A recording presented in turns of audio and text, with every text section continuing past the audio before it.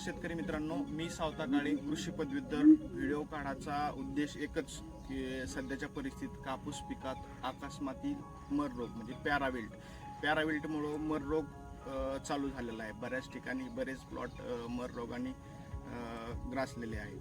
तर यासाठी काय करायला पाहिजे, नियोजन कसं करायला पाहिजे, त्या उद्देशाने हा व्हिडिओ मी बनवत आहे.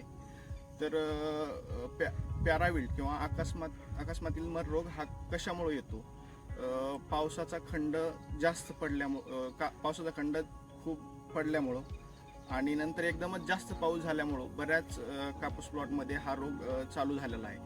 तर यासाठी काय करायला पाहिजे? तर यासाठी 100 लिटर पाण्यासाठी 1.5 किलो युरिया आणि 1.5 किलो पोटॅश 100 लिटर पाण्यामध्ये मिक्स करून कॉपर ऑक्सीक्लोराईड 10 लिटरसाठी 25 ग्राम म्हणजे 100 लिटरसाठी 250 ग्राम कॉपर ऑक्सीक्लोराईड मिक्स करून फवाऱ्याचं नोझल काढून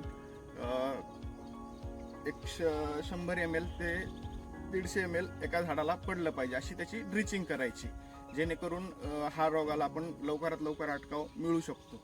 आणि काही भागात किंवा काही झाडात काय झालेलं आहे किंवा झाडाच्या मुळ्या पूर्ण लूज झालेल्या आहेत, तर जिथं झाड पूर्ण लूज झालेलं आहे तिथं 2 पायानं झाडाच्या बुंद्याला दाबून घ्यायचं, जेणेकरून त्याच्या मुळ्या व्यवस्थित होत्याल.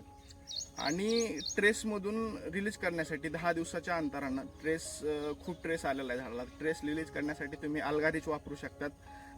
अल्गारिच सोबत वरून सिस्टमॅटिक बुरशीनाशक घ्या, जेणेकरून आपला प्लॉट लवकरात लवकर कव्हर होऊन व्यवस्थित होईल.